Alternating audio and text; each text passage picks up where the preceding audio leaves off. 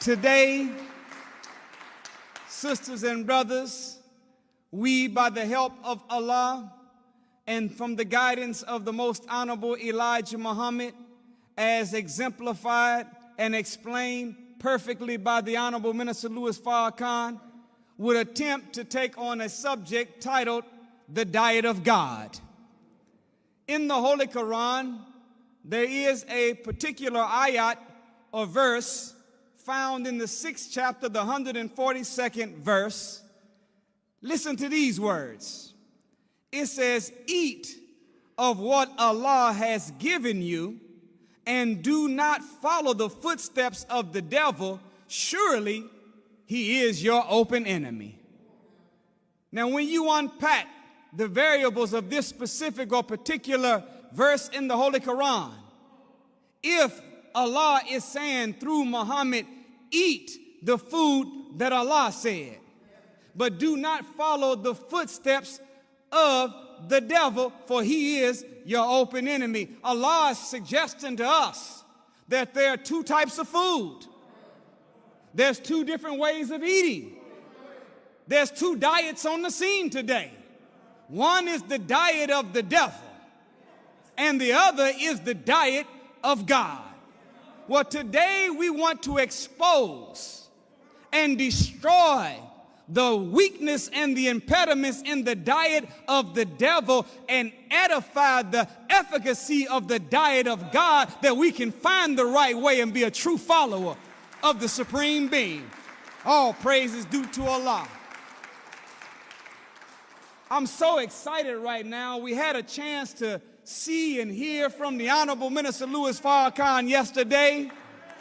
And I got to tell you something, brothers and sisters. The minister is 87 years young, looking good, sounding good, thinking good. And I don't know about you, but it does my heart joy to see a smile on his face. And to see the Honorable Minister Louis Farrakhan filled with so much joy, filled me with joy, and it should fill you with joy. For if there's anybody walking the face of this earth today that deserves joy in his heart, peace on his mind, comfort in his being, it is a man that's been on the battlefield for God and his Christ for over 65 years, the Honorable Minister Louis Farrakhan. We are happy to see him happy by the grace and power of Almighty God, Allah. We thank Allah for his coming in the person of Master Fard Muhammad, fulfilling that promise that was made to Abraham in the 15th chapter of Genesis. We learned when we were coming up in church, Reverend would always say that there's one thing that God cannot do, and that is God cannot lie. This means that the Lord of the worlds always keeps his promise.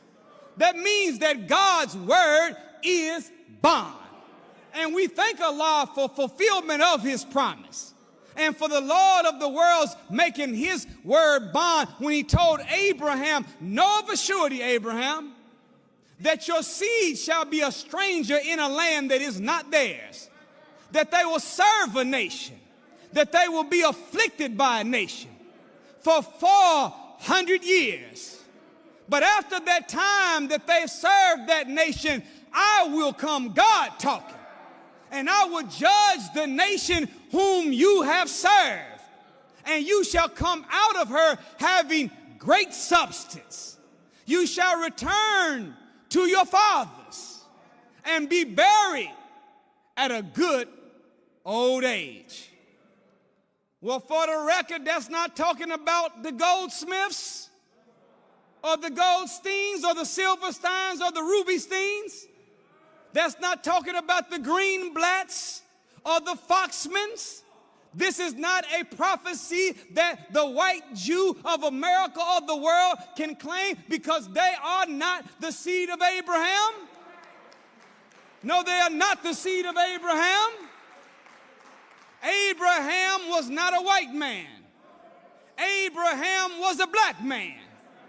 In fact, when Abraham was in Egypt with his wife Sarah, they thought he was an Egyptian. Do you know the word Egypt in Greek is Ieptis, which means land of the black and the burnt-skinned people? Well, there's no way Abraham could have been mistaken to be an Egyptian unless he had black and burnt skin. So the first prerequisite of being the seed of Abraham is you got to be born a black man from a black bloodline. Second, all praise is due to Allah. Second, you got to be a stranger in a land that is not yours. And you have to be a slave for 400 years. Well, in the book of John, Jesus is having a conversation with these so-called Jews. And when he spoke to them, he told them, ye shall know the truth, and the truth shall make you free. Listen to the white Jews respond. They said, how should we be made free when we have never been in bondage to any man?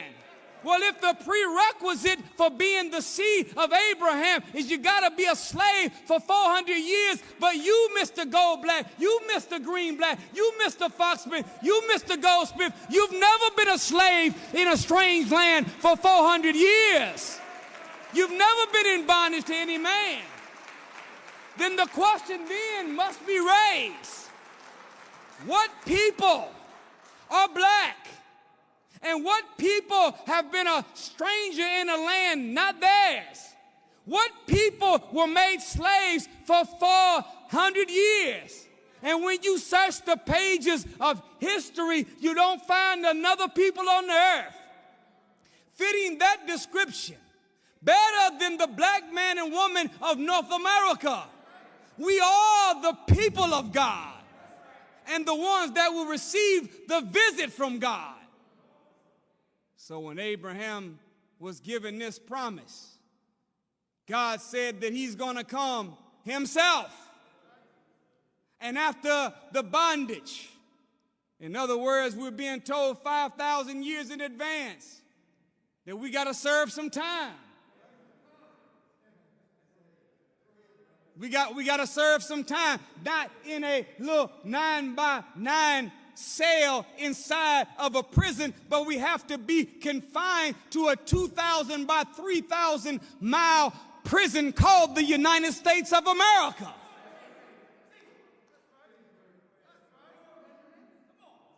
But after that time has been served, there's a release date coming. The release date is 400 years from the start of that bondage. The most honorable Elijah Muhammad said that the white man in his school system lied to us about the start of slavery. We were taught all of our years that we became slaves in America in the year 1619. But that is whenever the Mayflower landed. That's when the Nina landed. That's when the Santa Maria landed. But we didn't come on the Nina, the Pinta, the Santa Maria, nor on the Mayflower. We came in the hulls of slave ships. The Honorable Elijah Muhammad said we didn't come in 1619. We were brought here on a ship named Jesus, captained by a man named Sir John Hawkins. And we were brought to America and made slaves in 1555. They always say 1619 because they don't want to know what took place between 1555 and 1619 to us. They want you and me to think that they found black people in Africa swinging from vines with bones in our nose, savages living a jungle life. There was some, but those that they kidnapped weren't all in that category. It took them 64 years to take a proud, powerful, productive, and pious people and break us down and make us fit for slavery. So this 64-year window of time is called a hidden history. It is the slave breaking time. It is the slave making time. It's what is called by the slave makers the milling process or the seasoning process, where they killed off most of the adults and then raised the children in bondage, making them think that they were born to be hewers of wood and drawers of water. And before long, banning prayer, banning reading. As time went on, we lost the knowledge of self. We lost our name, our culture, our religion, our moral ways, our folkways, our norms, our God. We lost our minds. So this process, 64 years, is a hidden history, and that's why on the old game shows they used to have a $64 question. Later on, they had a $64,000 question. Why not 60? Why not 65? Why 64? And every time the show presented the answer, it was always a little-known, mysterious fact to win the money. Why did they do it? It's because it's a 64-year window of time that is a little-known part of history where they broke us down and made us into slaves. So 1555, 400 years puts us at 1955. 1955 is our out date. That's our release date. That is the time that we will be freed from this 2,000 by 3,000 mile prison called the United States of America, but not in land, in mind. Something happened in 1955. It was in 1955 that a man named Louis Walcott became Louis X, now Louis Farrakhan, came into the nation. All praise is due to Allah. It is that time. Yes, it is. We say it and don't care who don't like it. Farrakhan is Jesus. And we can prove it in no limit of time. We were blind, but now we see. We were deaf, but now we hear. We were lame, but now we walk with purpose. We were dead, but we've been resurrected from the dead. We've got to get this spooky concept of Jesus and his work out of our mind. Jesus did not walk around performing magic shows. That's not the methodology that Jesus transformed human life and healed people. Jesus spoke on 200 subjects. He made 1,900 different statements. He put his disciples on 40 missions. He gave out 41 commandments, and he told the people 41 things about himself. And do you know, out of the 40 miracles that he performed, none of them were performed except for 2, quote unquote, where he actually touched somebody. Yeah, that's just 2. Quote unquote, is really 1. And that was Peter's brother. But one time he met a man, and they give this credit for him touching someone and healing him. He met a man that is called the blind man. When Jesus met this man that is called blind, he asked the man, "How do you see men?" Well, wait a minute. If you're blind, why would you ask somebody, how do you see men? If you're blind, you don't see men, women, you don't see nothing. But the blind man didn't answer and say, why would you ask me something like that? I'm blind. I don't see anything.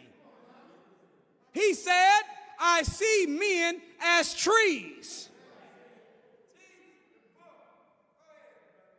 What this means is there wasn't something wrong with his two eyes, but it was something wrong with his third eye. There was nothing wrong with his physical eyes. There was something wrong with his mind's eye. It was nothing wrong with his perceptibility, but it was something wrong with his perception. So it says Jesus put some spittle on his eyes. Spittle is the white foam that develops in your mouth whenever you are teaching a lecture. And after the spittle was put on the man's eyes, he said, how now do you see men? He said, I see men as they are. It wasn't spit. It was a word.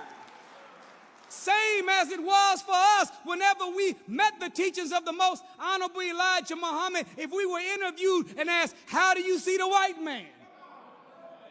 I see the white man as a tree. What is a tree compared to a man? A tree is bigger than a man. But whenever we learn who is the original man, the original man is the Asiatic black man, the maker, the owner, the cream of the planet Earth, God of the universe, who is the colored man. The colored man is the Caucasian white man, or Yakub's grafted devil, the skunk of the planet Earth. Then whenever they ask after that, how now do you see the white man? Oh, I see the white man as he is. Oh, praise is due to Allah. In the monumental book, our Savior has arrived. On page 94, the Honorable Elijah Muhammad says, I'm paraphrasing. He says, little did they know, as they cried out for the ship Jesus to take them back home when they first came, that it would be 400 years before that ship Jesus would come to carry them back home. The ship Jesus is not made of brick or board or nails. The ship Jesus is not a boat in the water, it's a man. And when he talked about the minister, the Honorable Elijah Muhammad, he said that he would get us safely across the lake on his shoulders. Well, what do you use a ship for? You use a ship to get you safely across a body of water. Well, if the man is going to get us safely across the lake on his shoulders, he is that ship named Jesus. Oh, praises are due to Allah. All praise is due to Allah. All praise is due to Allah. So it says that after we do our time, after we serve our sentence, our release date, and then we're coming out having great substance.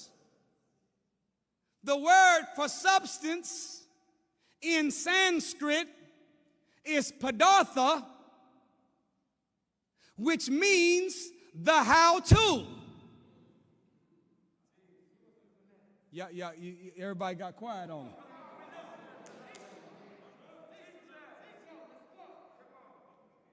So if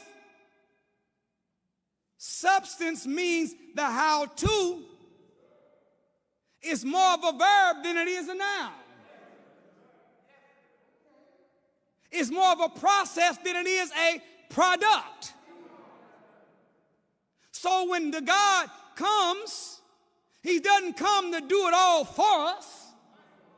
He comes to give us knowledge, wisdom, understanding, a mathematical theology that we can use that mathematical theology in the proper terms to secure some benefit for ourselves while we are alive. Master Fard Muhammad did not say, I'm going to sit you in heaven. He said, sit yourself in heaven at once.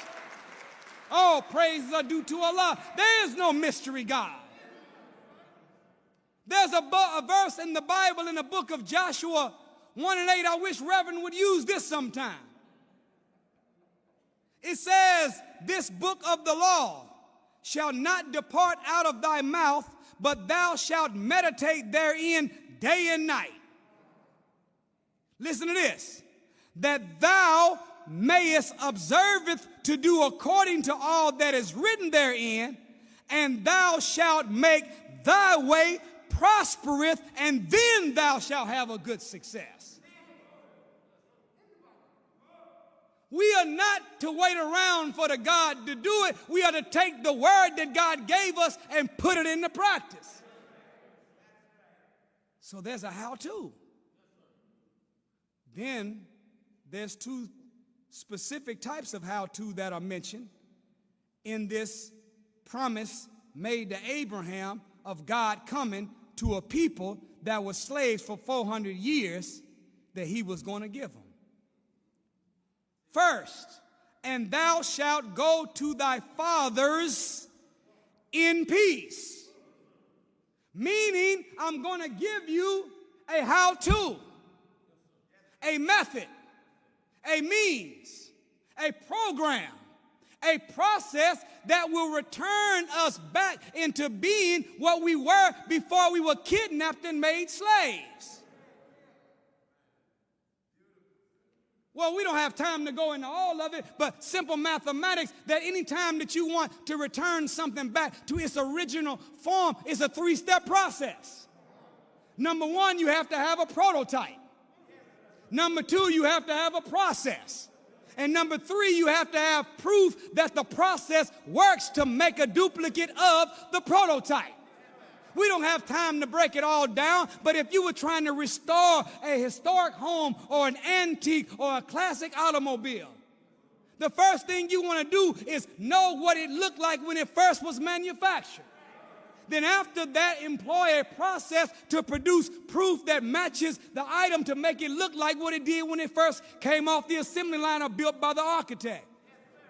Question is, what did the original man and woman look like before we fell from power and success 400 years ago? What did we look like before Yaqub did what he did 6,000 years ago? What did we look like before 50,000 years ago when our father went into the jungle of Africa?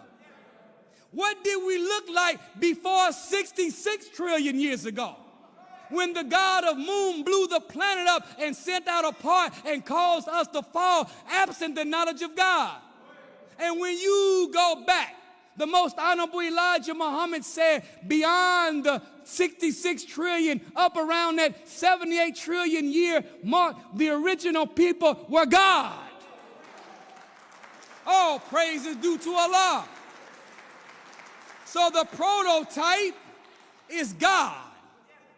The process is Islam, as taught by the most honorable Elijah Muhammad. And the proof that the process works to manufacture us into the prototype is a man by the name of the most honorable Elijah Muhammad and a man by the name of the Honorable Minister Louis Farrakhan. They are proof positive that the process works to make us like the prototype. Once again, we're going back to our fathers in peace. Number two, it says, and thou shalt be buried in a good old age. The most honorable Elijah Muhammad said that food keeps us here and food takes us away. So if food keeps us here and food takes us away, then there has to be a padatha or a how-to eat to live in order for us to be buried at a good old age. Y'all got it? So I'm saying today that you don't need any program, any doctor, any health guru. You don't need to read and study nothing of the nutritional madness of the white man's world. All you need to have in your possession is these two books. How to Eat to Live, Book 1, and How to Eat to Live, Book 2. These are the definitive textbooks on nutrition. This is the owner's manual. This is the age-reversing, disease-preventing, life and life more abundantly handbook from God, given to the most honorable Elijah Muhammad for the original people of the planet Earth. You don't need nothing else. Thank you for listening. I greet you in peace.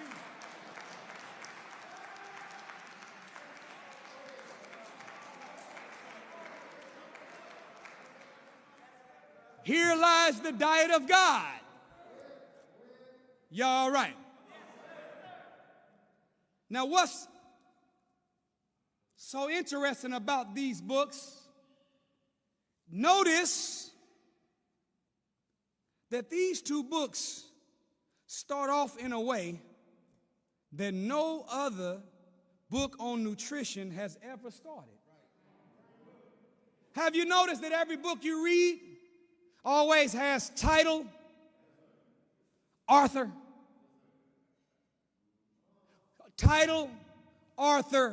foreword by. That's about you. But none of these books on teaching the science of life or the science of eating start off like these two books. The most honorable Elijah Muhammad put in bold black letters at the very top of the books, How to Eat to Live, from God, in person, Master Fard Muhammad. No other book on earth can start like that and even tries to say it's from God in person. Now, the most honorable Elijah Muhammad didn't just make bold claims, nor does his chief helper, the Honorable Minister Louis Farrakhan, just make bold claims. They challenge the scholarship of the world to prove what they say to be a falsehood. The most honorable Elijah Muhammad, once he said that if you can prove what I teach to be a lie, I will give you $10,000 out of my brother's vest pocket. At another time in the Theology of Time lecture series, he said that I will give you $20,000 an hour to just come and contend with me.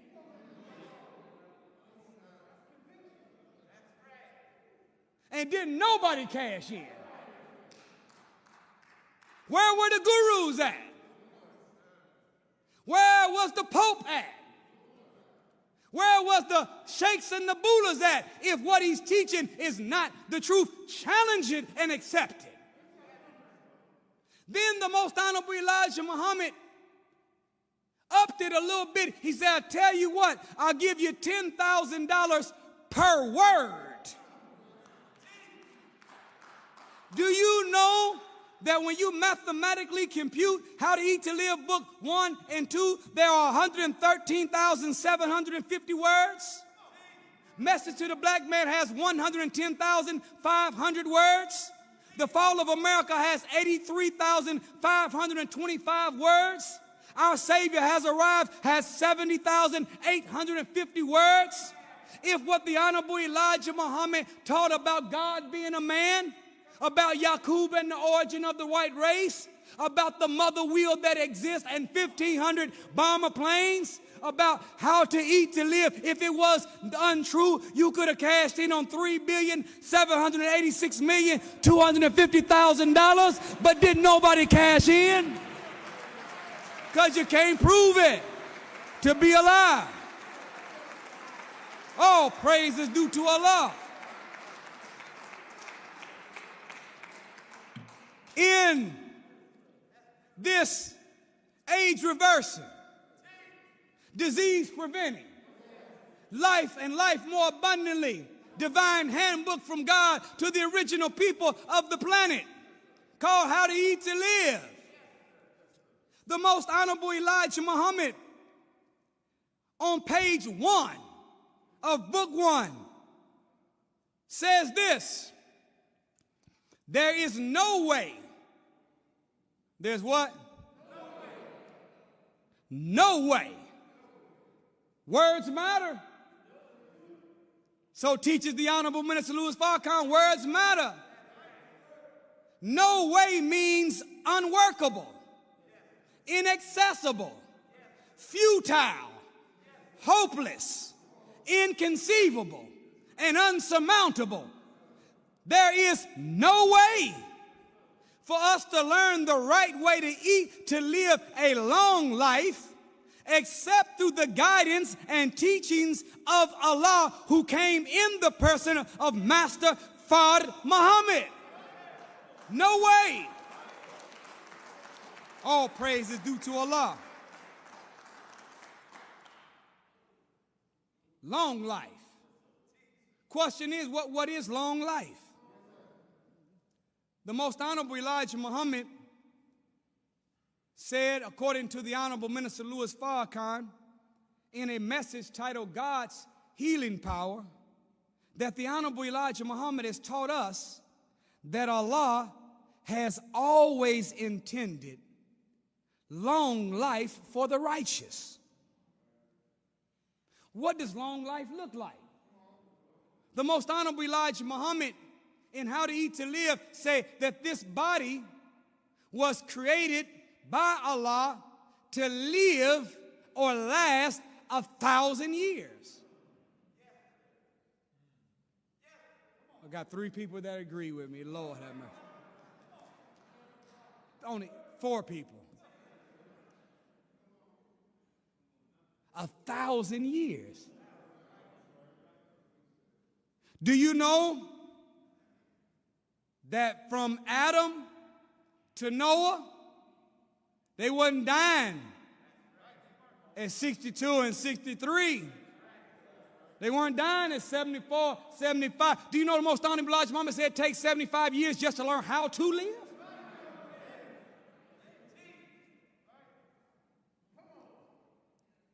And most of us are leaving before we even learn. But according to the Bible, Adam lived to be 930. Seth lived to be 912. Enos lived to be 905. Canaan lived to be 910. Mahalalel lived to be 895. Jareth lived to be 9. I don't know if that's the white way to say the name. I don't know for sure. I'm in public school system. I only speak 2 languages right now. And one of them, I'm only proficient in one. I speak English and Ebonics. And y'all understand what I'm saying. Jareth was 962. Enoch was 365. Well, he said he walked with God and went to heaven. That's a whole nother lecture for another time. Methuselah, 969. Lamech, 777. And Noah lived to be 950. This means, sisters and brothers, that the average life expectancy from Adam to Noah was 912 years. The most honorable Elijah Muhammad on page 18 of How to Eat to Live, book 1, says that Noah and Methuselah ate the best foods about twice a week. 2 meals a week of the best foods. Now, according to the dietary rule from Adam to Noah, they had accepted the command from God where they were only going to eat every herb-bearing seed as meat, meaning they were vegetarians. So here, Noah and Methuselah are vegetarians that only eat 2 meals a week.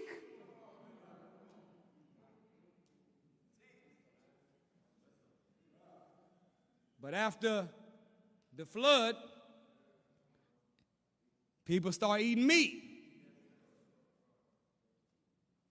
I can't say it for sure, but it sounds like a little breakfast that got involved too.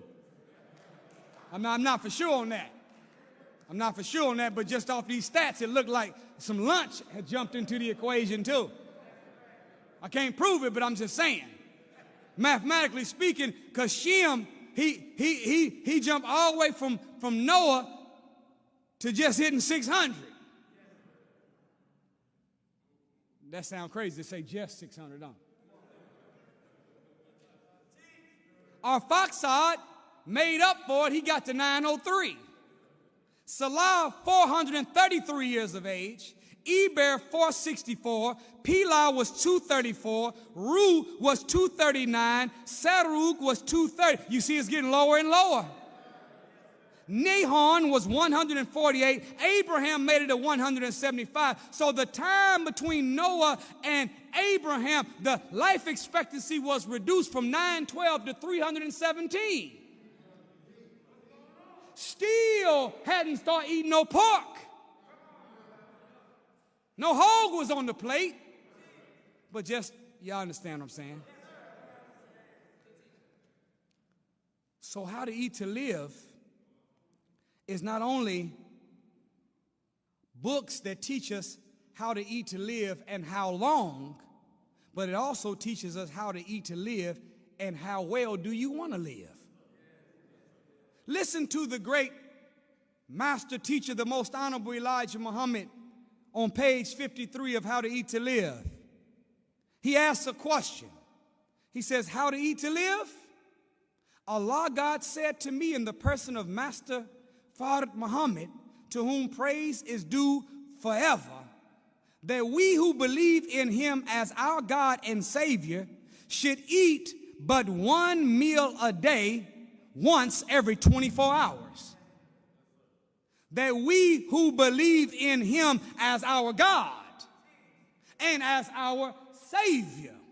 So part of the litmus test and criterion to determine how much we believe in him as God and Savior is how well are we obedient to this one meal every 24 hours. Okay, now y'all really mad at me. It's okay.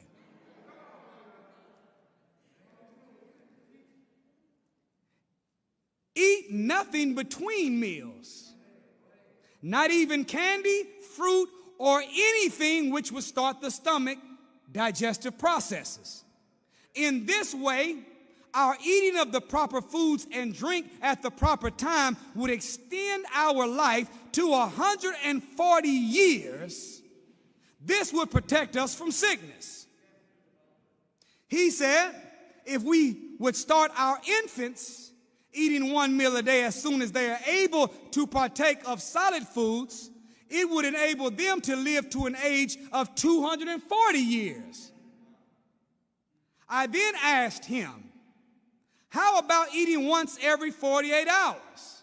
He said to me, you would be ill only one day out of 4 or 5 years. Surely we need a disease-preventing system of living with all this madness that's going on. Fluoride in the water, chemtrails above our head, in the midst of a pestilence from heaven called COVID-19. Mix that in with them putting estrogen inside of the meat, poison inside of the food, devitalizing the earth's soil. Surely we need a formula to guard against illness and disease. I asked him, the most honorable Elijah Muhammad talking, what was the cure for that one day of illness every 4 or 5 years? He said, fast 3 days and you will be all right. I asked him, what about eating one meal every 3 days? He said, you will never be sick if you eat once every 72 hours. This is about 2 meals every 6 days, which would extend our lives to a span of 1,000 years. For there is no poison from the previous meal 3 days ago, which has enough power to do you any harm. The fast destroys the accumulation of the food poison. All praise is due to Allah for the most honorable Elijah Muhammad.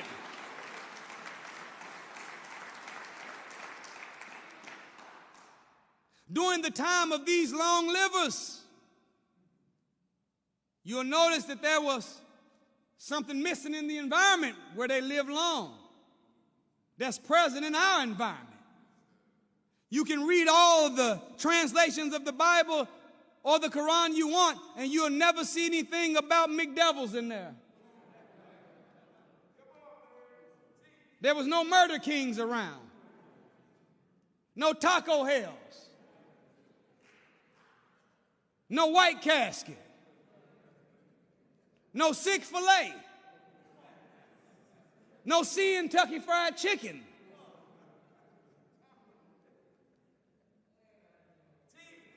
No trap houses, AKA Walgreens, CVS, Rite Aid. No trap. That's what they are, they trap houses. I mean, you can leave with some hand sanitizer and a candy bar, but it's still selling dope. That's all they do is sell dope.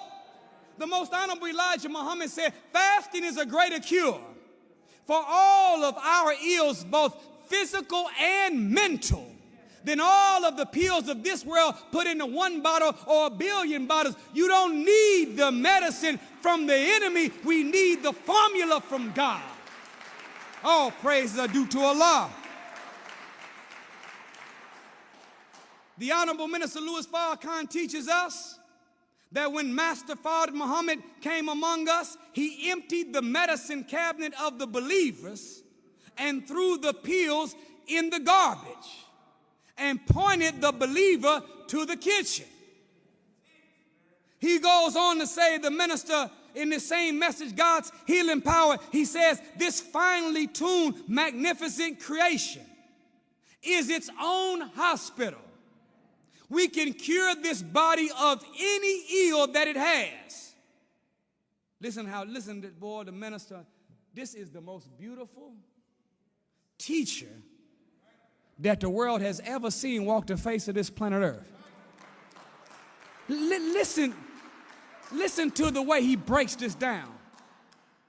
We can cure this body of any ill that it has if the person inside the body knows how to connect with the being that created it, and then makes his or her mind to live according to the law of life that sustains this body. So it's obedience to the dietary law that God gave us that ultimately allows us to be healed. Again, Noah and Methuselah, not only did they eat approximately twice a week, but they also, according to page 18 of How to Eat to Live, they ate the best foods. Do you all ever remember the saying, you are what you eat? We've heard. The Honorable Minister Louis Farrakhan, the time and what must be done, he verified it. He said, yes, you are what you eat and even more what you think. So mathematically speaking, we are made up of what we put in our mind and what we put in our mouth. What we put in both places mixes together and becomes who we're going to be. The food that we eat will affect what we're going to become. The scientists of this world, they call this nutrigenomics, which is the study of how individual genetic makeups interacts with diet, how what you eat can either turn off or turn on a gene or modify a gene. Food is that powerful. They found through nutrigenomics that they can take the same horse from the same family with the same genetic predisposition, and one they can let roam freely and just eat hay, and the other they can take and regulate its affairs and train it and feed it to become a racehorse. And if they take the one from the same bloodline and discipline the diet, put it on a controlled schedule, don't let it eat just regular hay, but whole oats, corn, barley, beans, and sunflower seeds, then that horse will be able to be bigger, stronger, and more agile than the other horse coming from the same family. Same DNA, but fed in a way that it activates the gene, that it enhances the gene that makes the horse more powerful, that it can race. They found in nutrigenomics that the only difference between a female bee and the queen bee is that the one that they decided to make the queen while she was in the larva stage was fed in her development something called royal jelly. And by feeding the queen bee at the larva stage royal jelly, the queen bee grew to be 3 to 4 times the size, lives longer, and is smarter than the rest of the other bees. Not because the queen bee was born different, but because the queen bee was fed different. I wonder what would happen if the queen of the planet Earth began following how to eat to live. Oh, praise is due to Allah. They found in nutrigenomics in the 30s and 40s, there was a man by the name of Dr. Pottinger. He did an experiment with over 900 cats over a 10-year period of time. Some of the cats he fed in accord with their nature, which was fresh milk and raw meat. That's their nature. Other cats he fed outside of their nature with cat food, processed food, or cooked meat and evaporated milk. The first generation of those cats that were fed abstract to their own nature had decreased coordination. Have you ever heard cats always land on their feet? Oh, it's almost true. We used to, I'm confessing.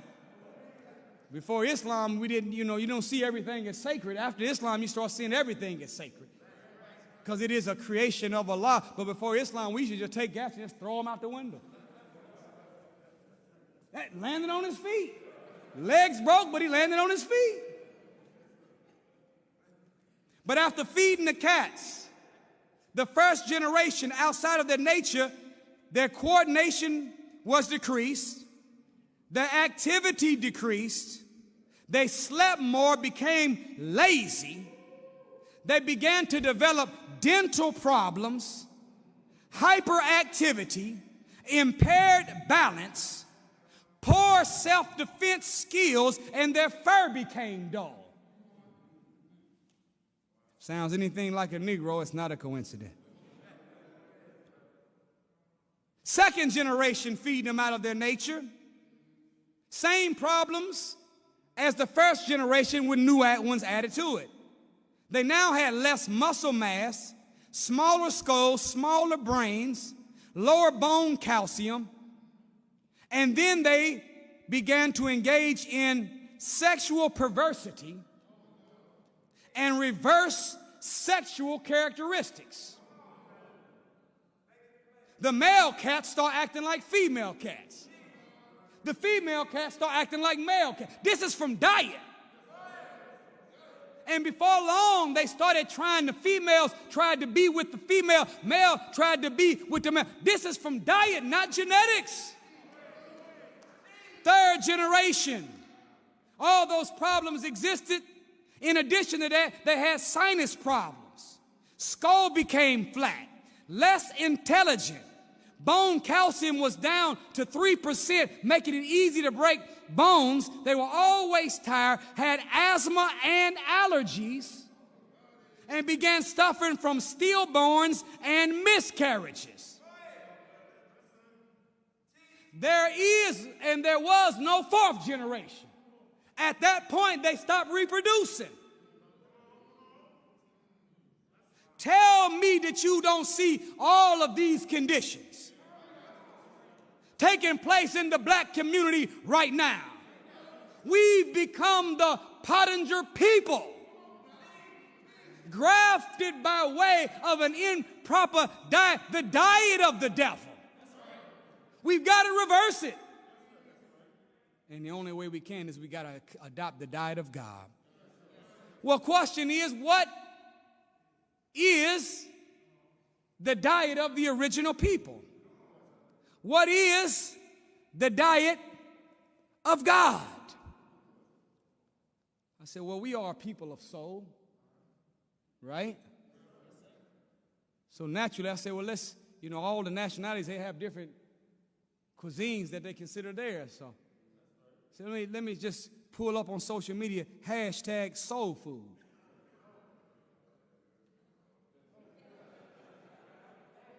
Now, since soul is the essence of God deposited in a human being, then we should have seen some Bible verses and some Quran verses. But when we looked up the hashtag soul food, pork chops, greens with the foot sticking out, chitlins, cornbread, sweet potatoes, with the mushrooms, with the marshmallows on top, full of gelatin, which is the pus of a pig inside the marshmallow. Brothers and sisters, that's not soul food. That's slave food. That is a first-class plantation plate. This is what the enemy made us eat, because they knew that the food we eat today will produce the person we'd become tomorrow. So if they fed us pork then to make us into a slave later, question is, what do we have to eat now to make us into a God tomorrow? We've got the formula. We got the formula from the most honorable Elijah Muhammad. They made us eat on the plantation. Swine was the staple. You remember in the movie Roots, Kunta Kinte, that whenever they came, they wanted to make him eat pork. He wouldn't eat it. Some of our ancestors were so strong against violation of the original code of ethics we had before we were brought to America that they used to have to knock out all the front teeth of a slave and then shove a funnel in their mouth and force swine in liquid form down the funnel to make sure that they ate it. Why did the slave master work so hard to put swine into our systems? It's because they know that you and I are what you eat. This pig, this hog, this swine is so dangerous and counter good health that in the Bible, in Leviticus 11:7 and Deuteronomy 14:8, God says, don't eat the swine flesh nor even touch its dead carcass.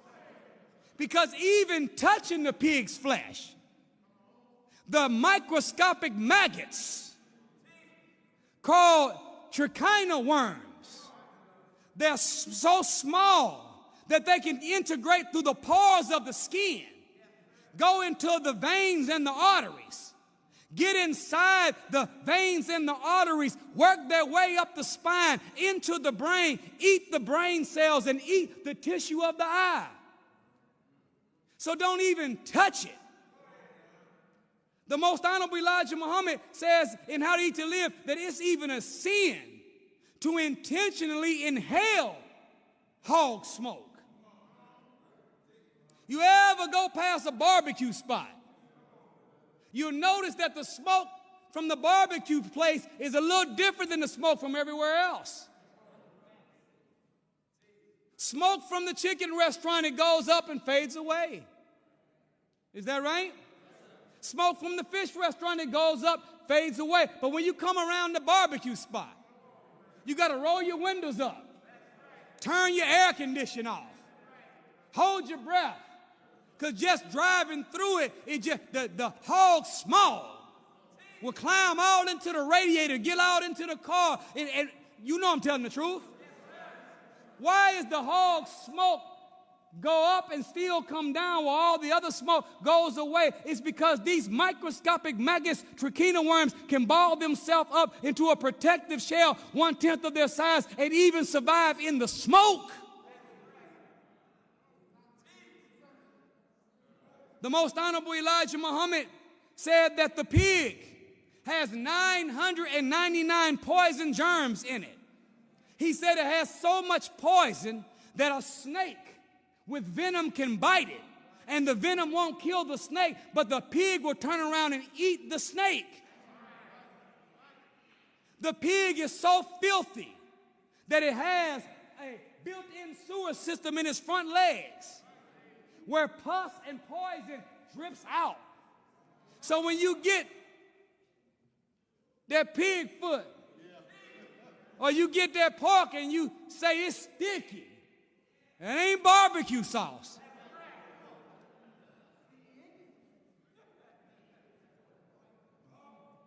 The most honorable Elijah Muhammad said that it is a grafted animal, made of a cat, a rat, and a dog. Well, wait a minute. If you are what you eat, the cat, rat, and the dog, these are all natural enemies of one another. The dog chases the cat chases the rat. So in the nature of the hog is a self-conflicted animal. Well, what happens to us when we become hog eaters? We become a self-conflicted people, always turning on one another. Pork, public enemy number one, we got to get it off the table.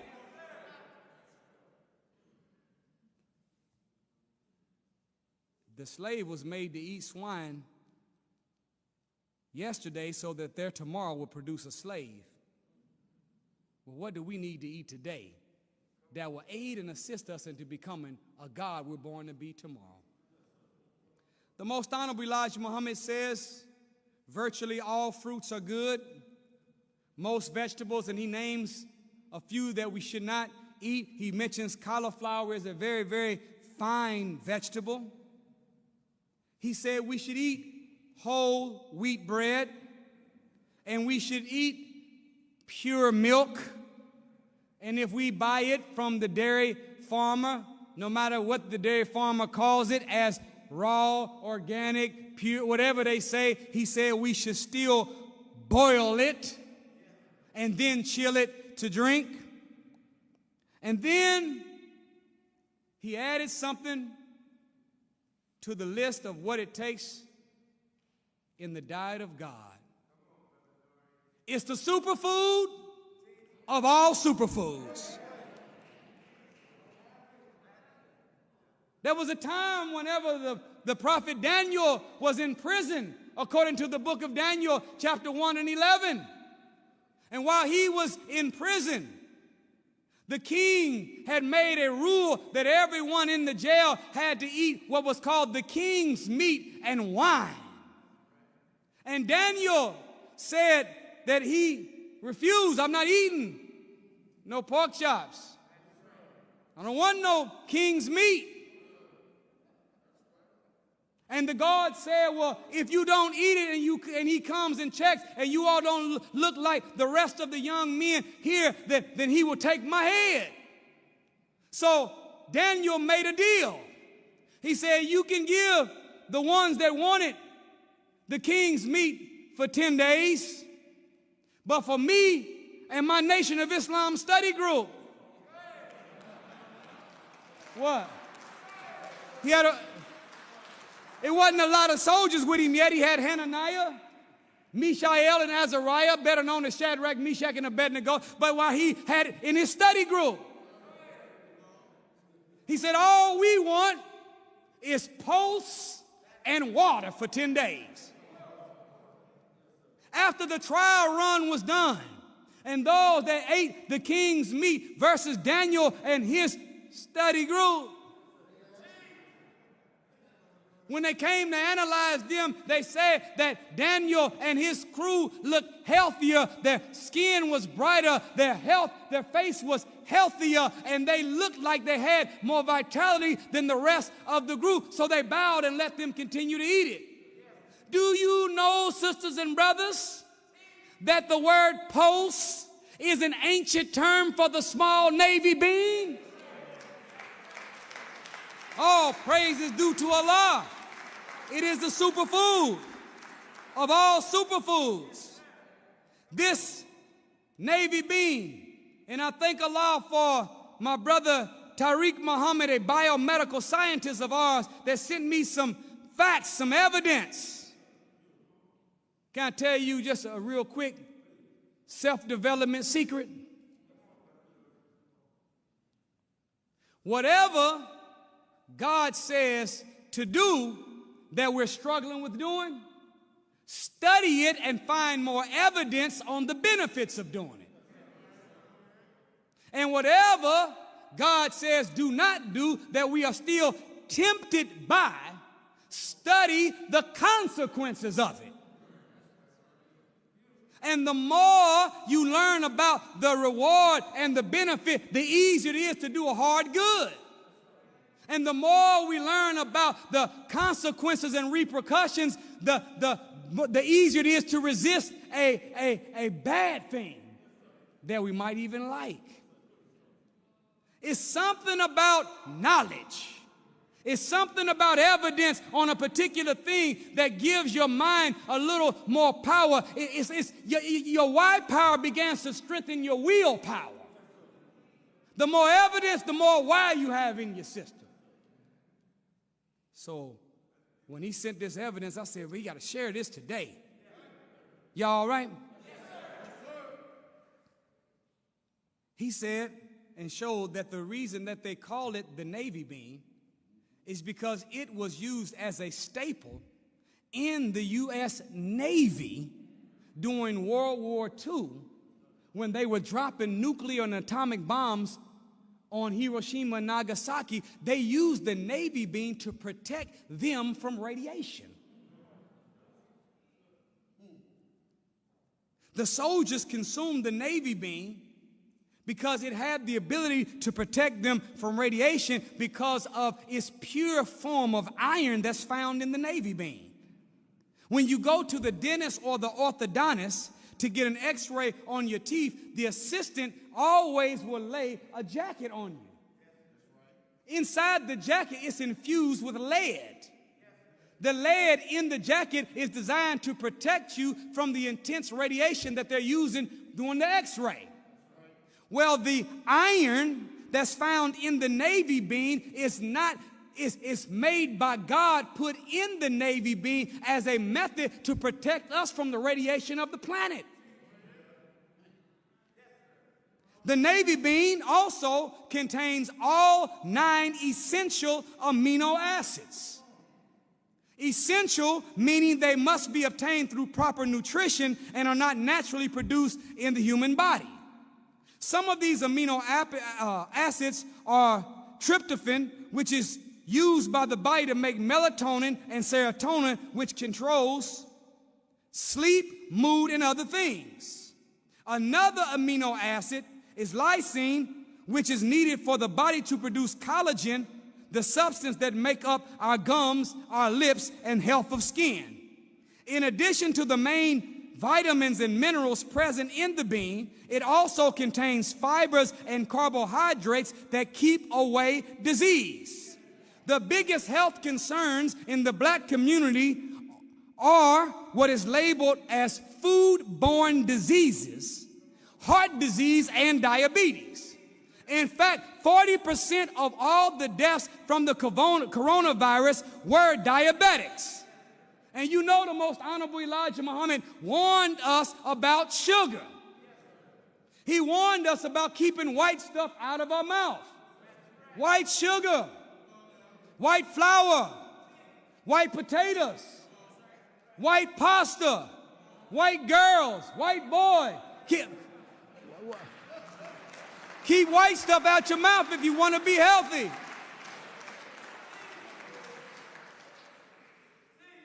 Okay, back to the navy bean. The dietary fibers in the navy bean produce an environment in the human body that keeps things in line. With diabetes, the dietary fibers in the navy bean provide a low glycemic index for the body, making it slower to raise blood sugar. With it being slower to raise blood sugar, it can help rehabilitate the pancreas's ability to regulate blood sugar, and the same for high blood pressure and cholesterol. This is the navy bean. Dear brothers and sisters, this is the diet of God. This is the age reversing, disease preventing. This is that handbook that is designed by God, given to the most honorable Elijah Muhammad to help us attain perfect health as the original people of the planet. I thank you so much that our President Mas Mariam. I thank the Honorable Minister Louis Farrakhan. I thank all of you in the viewing audience. Thank you for sharing space and time with us this morning. I want to close with this quote from the Honorable Minister Louis Farrakhan to let you know that no matter how long and how bad we've been messing up, that we can in fact be redeemed. The Honorable Minister Louis Farrakhan says this: whatever illness you have, I have, or we have, if we put our faith and our trust in Allah and act in accord with His will, you can be healed of any disease. There is no sickness Allah cannot heal. So you that have any afflictions, lift your heads. Don't you go out of here thinking this is the end. This is the beginning. You make up your mind. This beautiful body is the living house of the living God. Go from this place and make up your mind. I'll never put an ounce of swill in this house of the living God ever again. Away with the cigarettes. Away with alcohol. Away with grease and grime. Filthy food. Away with fat. When you look at that fat on yourself, you're looking at a Satan that is robbing you of life. Get rid of it intelligently through proper diet. I recommend everyone get the book by the Honorable Elijah Muhammad, How to Eat to Live, and then get some exercise every day. We are not taking your vaccine. This is our 2-shot vaccine. How to Eat to Live, book 1 and book 2. We don't need Johnson & Johnson. We already got Muhammad and Muhammad. We don't need Moderna and Pfizer. We already got Master Farad. Thank you for listening. I greet you in peace. Assalamu alaikum. All praise is due to Allah. All praise is due to Allah. Allahu Akbar. Allahu Akbar. Allahu Akbar.